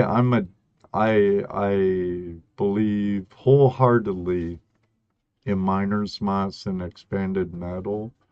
I'm just not into a lot of cons. It will catch yeah, gold, and it will catch gold good, and it will get the fines too, but yeah, yeah, recycle your Crocs, make some Croc mats. Uh, Durin, Mr. Lodak, Croc was the caretaker, really good guy. Kind of reminded me of a salty old pirate, kind of. he was. He was. He when I was sharing with you earlier that he would try to prank me because I pranked him right in the middle of a very large morning meeting at one of our outings. He said in front of everybody, "I'm auctioning off Dominic. Highest bidder, he has to come work for an hour." So I kind of felt like I couldn't really say no. So he started the bidding, and the bidding got up to just over $100. And I went up to Croc and I said, "Croc, I'm going to help you out here." So I told everybody, "I will work for an hour, but you got to make it worth the camp's while, because this is all money that goes to the camp. It's a fundraiser." I said, "You got to make it worthwhile. I will hit all 10 machines," because we had 10 machines running at that outing. And I will even go help the bucket brigade fill buckets that supplies the dirt to the 10 machines. So what I learned that day was my hourly wage was $427 plus 3 bags of Tammy Grissom pay dirt. Hmm. I thought that was a beautiful thing for the camp. And yes, I went to every machine. I worked every machine for, 6 to 10 minutes. So I actually did more than an hour, but I had fun doing it. And then I did, by the way, call my boss and say, "Hey, I have a new hourly wage." And when I told him that, he said, "Good luck. Not Good happening." luck. But but that was something that Croc did while I was at Loudmine with him. So we had a good time. Yeah, Croc was a very good host. I'm sorry to hear about him. Um, Yeah. I knew he wasn't the caretaker there anymore, but didn't really know the other until you told me this evening. So Yeah. Well, I'll say definitely, you've mentioned Vane and Loudmine, but right in the middle in South Carolina, you have a Coney. And yeah, I, that I one I will tell haven't you, been to yet. South Carolina. Drove kind yeah, of past it on my way from Dahlonega area to Vane Mountain. Just didn't have the time. yeah, no, it is a beautiful, beautiful camp. Ken and his wife April, and then they have an assistant Frankie. Um, what an amazing, I'll say, community they've built there for people to come in and stay. And we put in a dump station so you can stay longer. There are electric and water sites there as well. But he's just finishing up an event right now that we didn't get the numbers we wanted because of the two different hurricanes that went through. But the people that were able to make it had a blast. And I will tell you, there is very delicious looking gold there.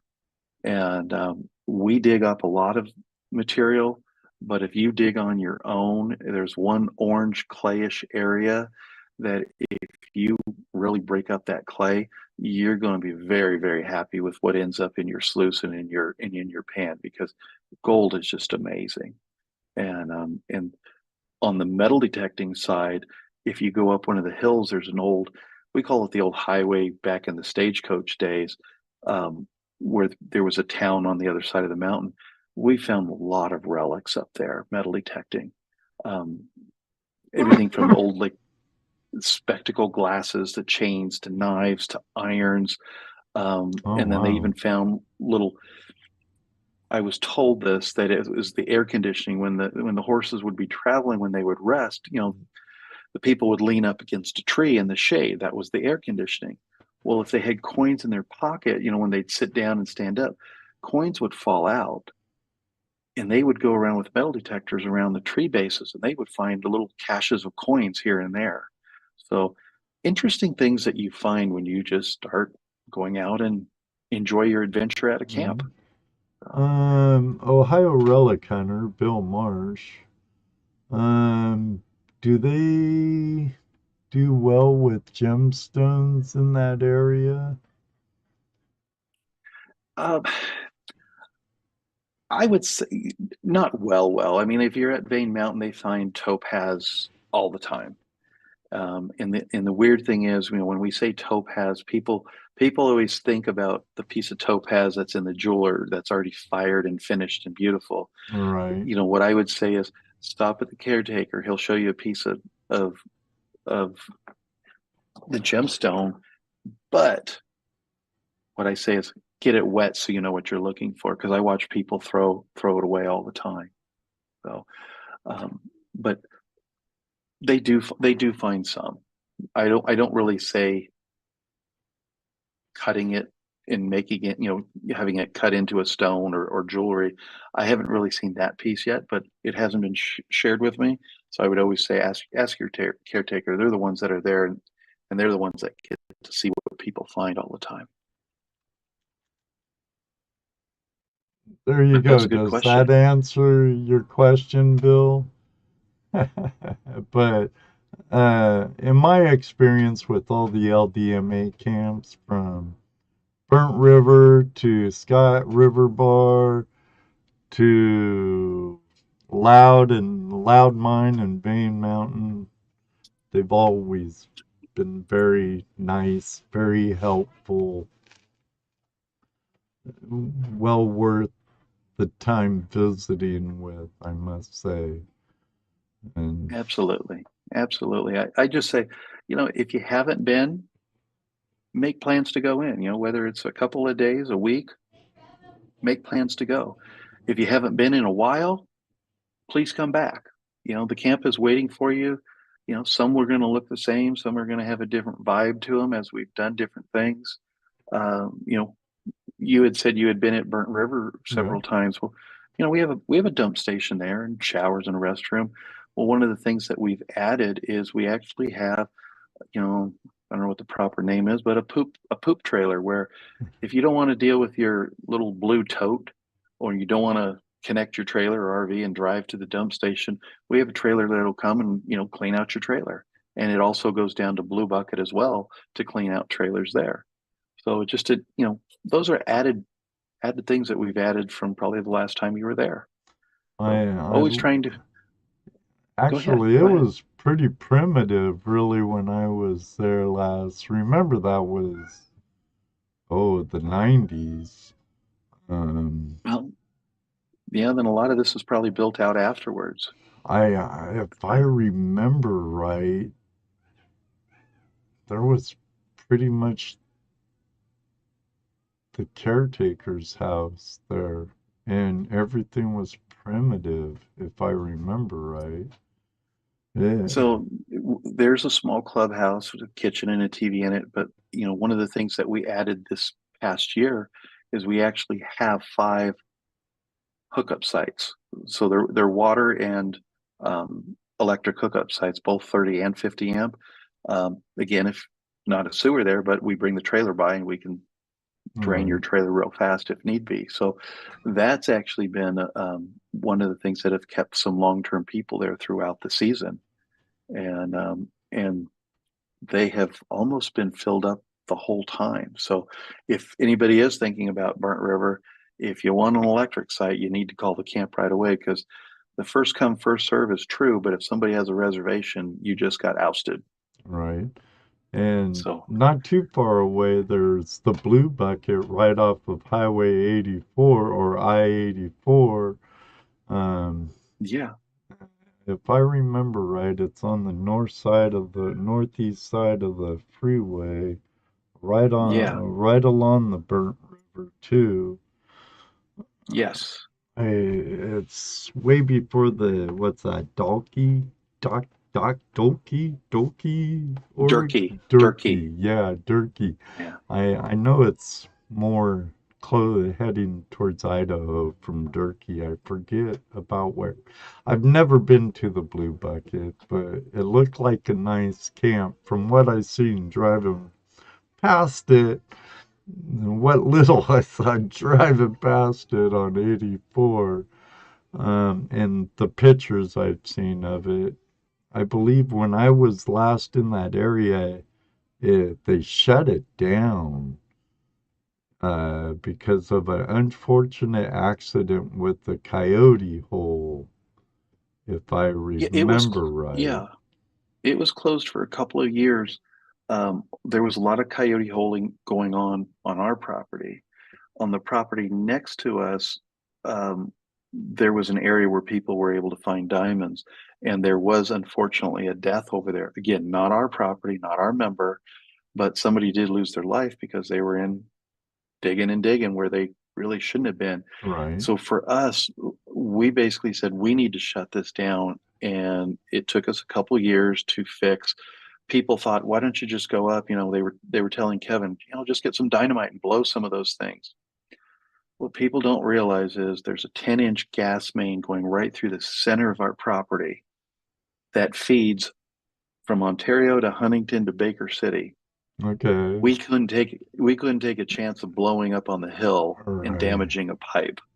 So, everybody always forgets about they only see what they want to see. Yeah, the So pipeline company would own that property then. exactly. So we got it back open. We fixed a bunch of the areas. There's still some parts that we do have closed. The funny thing is people are dying for us to go in and fix them because they know how much gold is sitting there. And we just go, we know it's there. We'll get to it when we get to it. But in the meantime, you're getting really good gold in these other areas. So keep digging. And but Blue Bucket has been increasingly um, very fond. We have great caretakers there.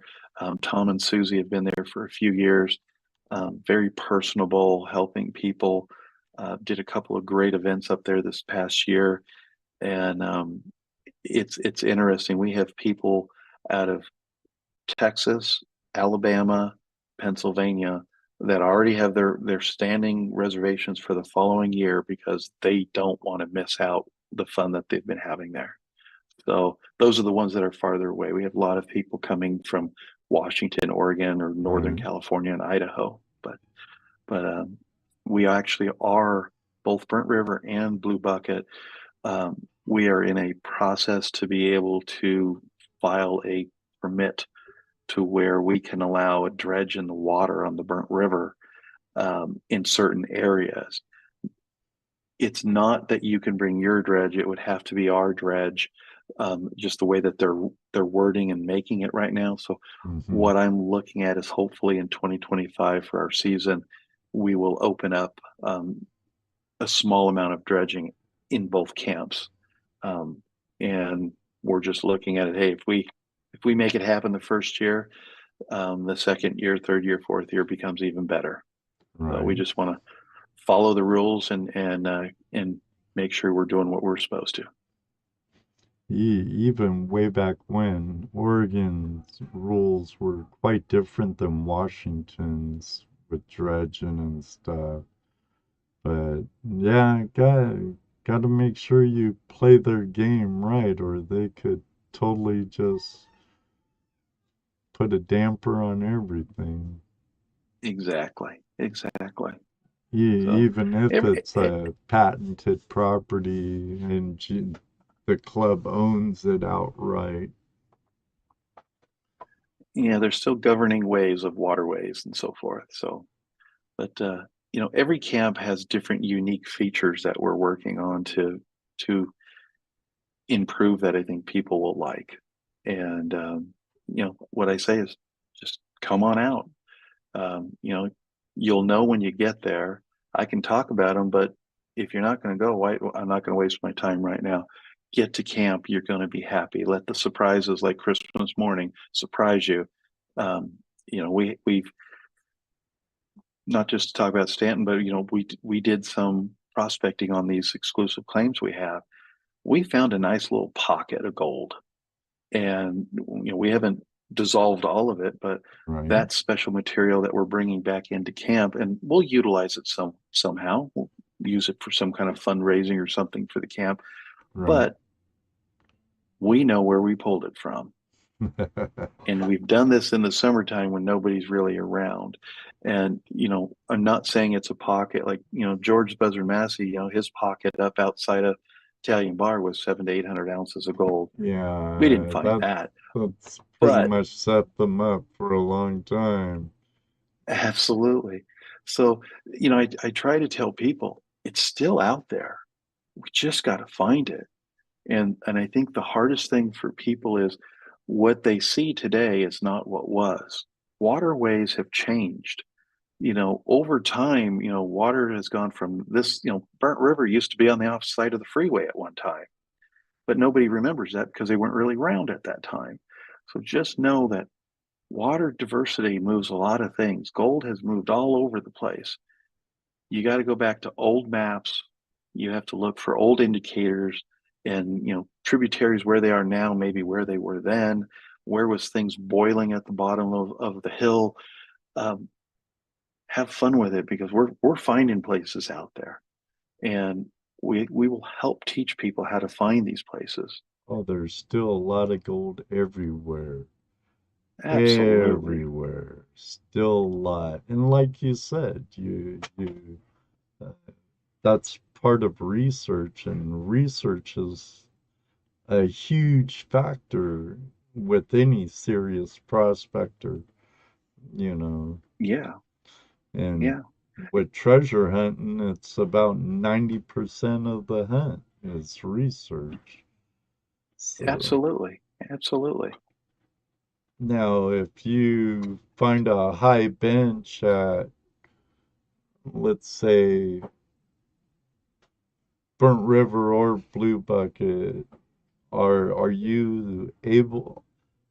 Okay, I haven't lived in the Northwest for over 20 years now, so I'm a little fuzzy on my regulations, especially since, like Washington now, I know they're not allowing dredging in most areas, and it's hard to get a permit now, and you can't even prospect on DNR land anymore in Washington. Uh, do they still allow high banking in Oregon? So they do now. The good thing here is a benefit flat out for LDMA, especially for Oregon. Both our camps run under a general 600 permit, which means you can bring your equipment and use it on our property. You don't need your own private permit. If you Right, have your own claim, you're going to have to file and get a permit for yourself if you're right, doing it the legal way. right. So I share that to say we have the permit. Both properties are covered. Come out and have some fun because you can bring your high banker, your trauma, whatever it may be. Um, not a Gold Rush trommel. We don't need them that big, but you know, um, and not the trommels that I use at my Clash of the Trommels, because you know those can chew up a lot of material. But Right, right. you could, you know, that is a pure benefit for LDMA up in Oregon. And you know, we have Burnt River, we have Blue Bucket, we have another property called Cave Creek, which is across Burnt River and just down the Yeah, road a hair from Burnt River Camp. These are all areas that you can play on very easily.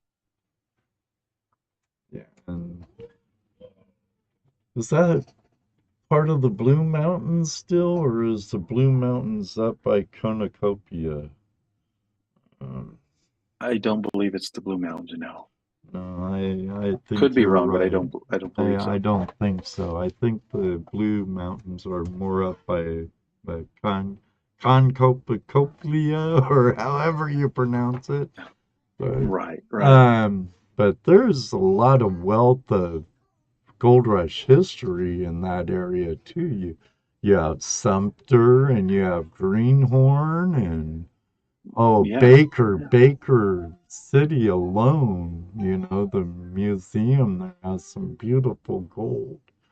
Plus, yeah, with the yeah. history of the Oregon Trail goes right through that area also.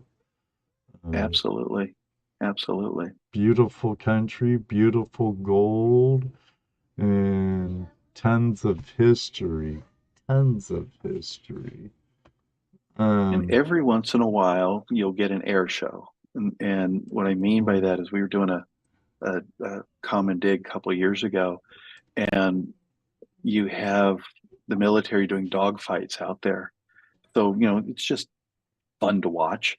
And I guess they must have finished because you heard them coming down the valley. And what happens is they'll fly low. And what was beautiful is, you know, you have these jets coming in, and right before they got over where our common dig was, they flipped, and then they kind of waved their wings and then just kept going oh, down the valley. nice, nice. You know, I'm sitting there going, I couldn't have planned that any better. But you know, obviously during their dogfight, they saw a lot of people there, and they came back and did that little thing. You know, I say for us, but it was just a beautiful thing, and you never know when that's going to happen. So we have surprises that happen at our properties all the time. That's cool. That'd be cool to see them come down and buzz you guys and flip Yeah, over and do their little wing wave at you. That'd be a yeah, cool sight. yeah. It was great. It was great. Um, Let me see. Any questions from all you awesome people out there? If you do, it's best to tag me so it jumps out at me, but you all know that. Geez, even without knowing it, we've covered tons of these questions I prepared thanks to AI technology. Well, I um, will say, you know, if people need more information on Lost Dutchman, myldma.com, you know, just www.myldma.com. If you click, you can see events there. We have the last of our 24 events. We have 25 events already listed. Um, you know, there's information on each of the camps there. You can find out more if you're not a member and you want to find out more information. You know, there's the lifetime, the monthly. Right now they have a, you know, I think it's ridiculous offer. You can get started on a monthly plan for. Um, they have one that's $25 a month. They have one that's $50 a month. Um, it's just, and they discounted the amount down. So get started. If it's something that you think, come to a camp. The beauty is you can do it online, or you can just go into a camp. If you love what you see there at the camp, the caretaker can take care of you on the spot, and that way you'll get the cheaper camping price, you'll get the cheaper event price. You know, there's a couple of things that I have up my sleeve at some of my camps that I'll be doing this year, that if you are an LDMA member, you're gonna love it. If you're not an LDMA member there, you're going to go, why not me? And we'll either make you an LDMA member or not. But there's perks that I'm bringing to our LDMA members to show the appreciation that we have for them and that they're in camp. So And a do lot of you fun there. still have those deals like when you pay totally in full, walk away with like a Metal gold detector. Mine Lab Monster or a can of We do. rich pay dirt and stuff? We do have those up there. Um, I think right now it's $2,000 and it comes with a Garrett 24K metal detector. Um, I think if you want the Mine Lab Monster 1000, I believe that one's 2,500, and that's a paid in full.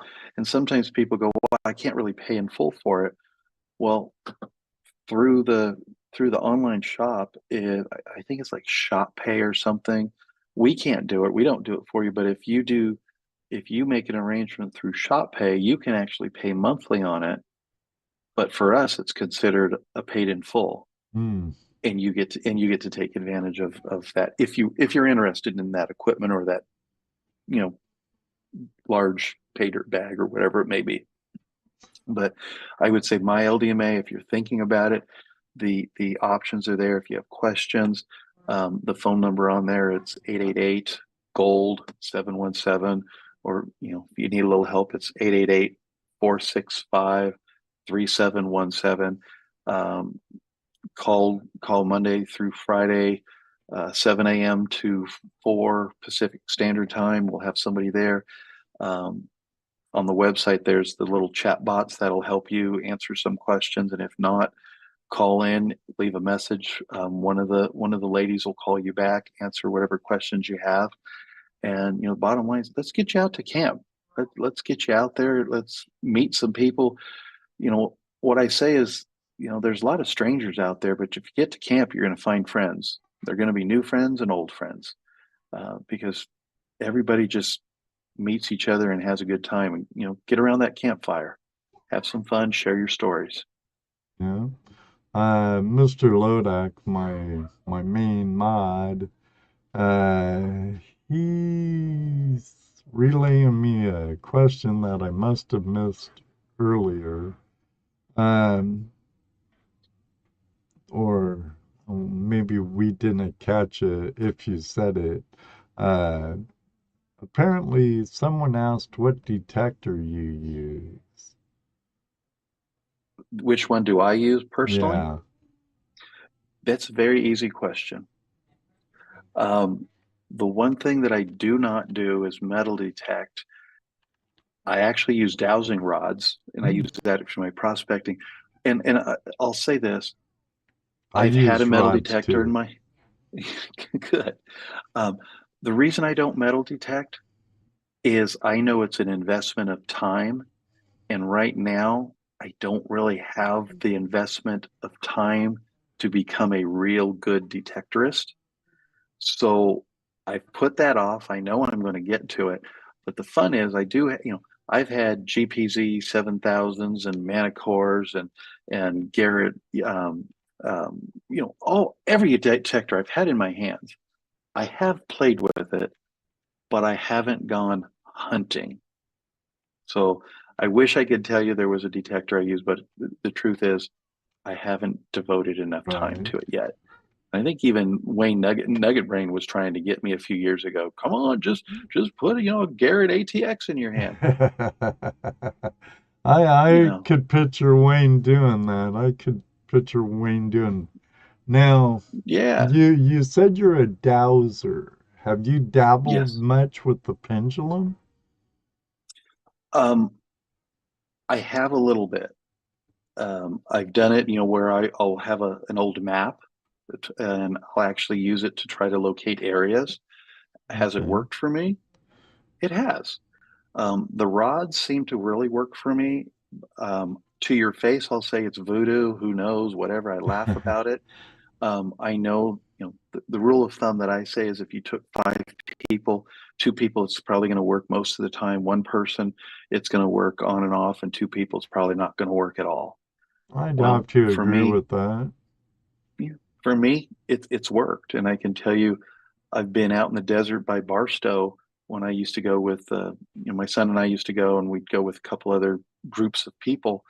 And one weekend we decided to try a new area. We were in an area for weeks that was producing every weekend, but we just decided, well, we know it's here. Let's go try something else. And we went to a new area, and my job was to unload my truck and the gear. And my son, and when I say it, my son was 7 at the time, 7 and 8. I'd hand him the dowsing rods and say, Tristan, tell me where we're going to dig. And I will tell anybody, everybody went right down into the ravine. I'm telling you, you had the white quartz rocks hitting the red rocks coming down, the trumpet plants, everything told you it was right there. My son Tristan said, Dad, up here, about 20, 25 feet above on the side of the hill. Everybody said, Dominic, no, down here in the ravine. So my son told me we were going to dig up there. The only people that got gold that day was Tristan and myself. Dowsing rods worked for us. So there's people that don't believe in them. There's different techniques, because I'll tell you, if you're in Alaska, I shorten up the size rod because there's so much mineralization up there. I don't want to say I've perfected. And if you ever want to see Kevin Hoagland get redder than red, talk about dowsing, because Ken, he's a detectorist, and he does. Right. I have that's where I have fun with him. You used to But work for Mine Lab and all. Yeah. absolutely, I'll have to remember that. I need to take a note of that. Next time Kevin's on, let's yeah, get into dowsing. yeah, watch how red he gets. But there was somebody that I was talking about, I douse, and they said, well, do you know when to dig? And I'm like, what do you mean? So they taught me how to reset my dowsing rods and start going, is the gold 6 inches down? Is it 12 inches down? And start working your way down until they cross. And that may decide if you really want to dig or not. So that has worked pretty well for me. So I know you asked about metal detectors, but Hey, it's that's the metal okay. detector I use. That's the way that question went. That's fine with me. Yeah. Uh, I I used them, and when I worked with the pendulum, it worked so well it scared me. So, Yeah. That's good. That's good. um, yeah, they've been kind of sitting there up there, and I've been trying to work with my detector a little more, but I believe they work, and you're right. It's not everyone. It's Right. Right. maybe 1 out of 5, if not 1 out of 20. Yeah. Yeah. Um, Let me see. I thought I saw something from our New Yorker, Heath. He was wondering, hmm, that kind of might be able to go with something else. He was wondering if I need to scroll back and find it. Um, would the GPAA or LDMA try to help us in like New York to find a place for gold in the future? Ever think about more properties on the eastern seaboard? I know Well, you there's got rid of Athens, yeah, so we did. Um, here's the challenge. There's gold all over New York. It's in a jewelry store. But if you don't want to prospect in the jewelry store, um, you know, you have to play. I believe New York is you're not supposed to take the mineralization, yeah, or you're it's supposed to the report it to King's the state. Law. Yeah, Okay. But the challenge that GPAA has is it looks towards its chapters or state directors that they have in the different states to help locate different properties that we can in turn lease. Just kind of right, like you said, like the Swank property east and west. Those are leases we have because there's not BLM public land around. right. So we usually, when George formed this, it was partnering up with people that had claims or access to places that we can come in and make a lease agreement with. So what I would say is, um, Kevin Hoagland is actually the person that you want to reach out to and say, either I know of a place, or who can we get to help look in New York, or wherever they're trying to. And and it'll just take a little bit of time to try to locate and identify a property that, one, the landowner will say yes you can, and what are the requirements, and we go from there. Uh, there you go. And I believe in their magazines. They'll they advertise something like that, or I've seen them before, where and I believe at one time, if you like offered your claim in like the guide and stuff, you'd get free membership and stuff. Yeah, they That could still be do that. really old info. Oh, they still do No, that? they still do that. If you're a GPA, they credit you your membership. If you're LDMA, they'll credit you your maintenance fee if you have that. So it works for both. Okay. Um, yeah, I kind of miss the Athens camp, but I can understand. The good thing is, it was a benefit. We hate losing a property, but it was a benefit financially for LDMA, All right. and it was purely because of costs up there. Um, but the gentleman that purchased it, to the best of my knowledge, still he has it open, and he does let prospectors come in and play down in the creek part of it. He I had also heard it. has events for like Michigan metal detectors and stuff also there. Yeah, There's been I know. events and other stuff held there. Yeah, one of the Michigan chapters is, they do 2 or 3 events there a year. So there's still things going on there, which is beautiful. Because I think he noticed real fast that there was another income stream that he could have other than just his campground. So I don't have a number, but I would say, if you reach out, if you look in the magazine or online, if you reach out to the Michigan chapter, they can give you more information about that. Um, so I know he um, I'm froze up on one day. My encoder's froze up, I think. Ah, can you still hear me, Dominic? I could hear you. Yes. Okay, well, that's okay. Sure, what's with it? I was thinking about doing StreamYards tonight. Takes a little less resources on my computer. I'm telling the crowd. Can you hear us though, David? Can you hear me still? Now I'm typing to try and talk to Dominic too, people. Um, I'll just roll with it because I'm recording the stream anyway, so if something happened. The stream is good, yes. Okay, so we're just frozen, but they can hear us. Uh, I know the one from New York. We always talk about the Keynes Law and stuff. I hear that they're working to rectify that, but he prospects a lot in Vermont, New Hampshire, and Maine. Okay. I'm the Okay. only one that's frozen. So, okay. They still hear us. They see you, and I'm frozen. What the heck's going on with my camera?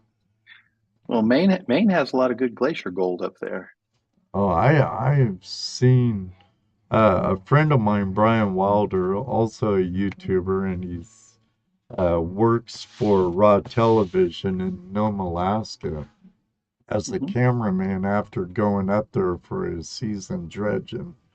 But he's from Mass and he dredges a lot in Maine. And that boy has some beautiful Maine gold.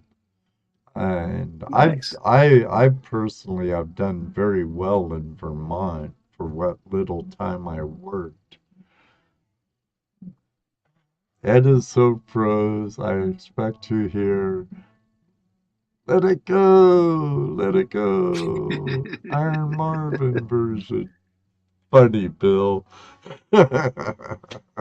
I'm just glad you all can still hear us and Dominic's not frozen. So I don't know what's up with that. Uh, Crazy computers and stuff. So I'll deactivate my camera and reactivate it. Seemed to help. So there I am. Um, Boy, time really flew by, Dominic, and here we've been BSing around the proverbial campfire for the past 2 hours. Well, you and I actually a little longer than that, even. Yeah. Yeah. Um, I really enjoyed having you. I'm gonna try and I need to stop playing with stuff, but Uh, I'm gonna let you see me now. It Ah! no. It's been a pleasure having you on, Dominic. I want to thank you very much for accepting my invitation to join me tonight. Absolutely. I hope I did. I hope I did well. I hope I answered some questions. Hope I inspired some people. And I'll look forward to it again in the future sometime. I'm hearing like great info, and a friend of mine from down under, Caleb, full of gold. He said one thing uh, that is kind of true. Your voice has been really soothing. He I can't find it, Caleb. He's like, this is like a SRM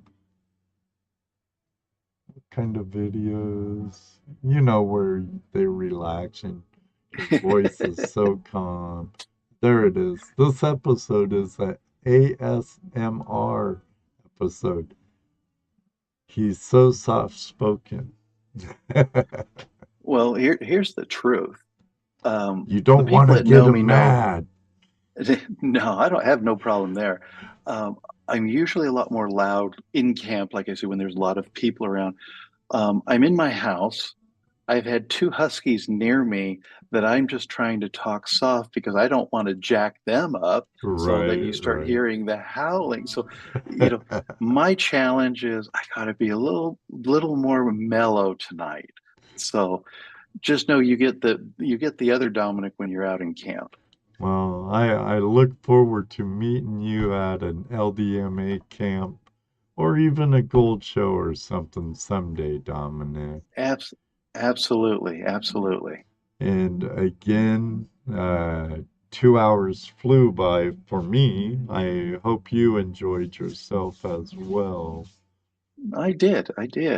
Just again, being here, if people have questions, and I know I have stories, good, bad, ugly, you learn that I don't metal detect, that but again, it works for me. And Man, I almost got close to pulling the trigger on purchasing one. And then I looked at my wife and I said, "Uh-oh, not now." But again, it really comes down to I I don't feel I have the time to give it. yeah, I can tell you, because I have it's about learning your machine, right? that's what it is. And I think somebody told me at one particular time for um, you're going to spend about 800 to 1,000 hours just kind of learning your machine. Well, put that in perspective. That's a half a year It's a at lot of 40 hours. hours, 40 hours a week kind of thing, which I don't have that. Right. So knowing how much I would be able to do that, I'm like, I need more time, because if I'm going to do it, I'm going for gold. I'm going for relics. I want to find something good.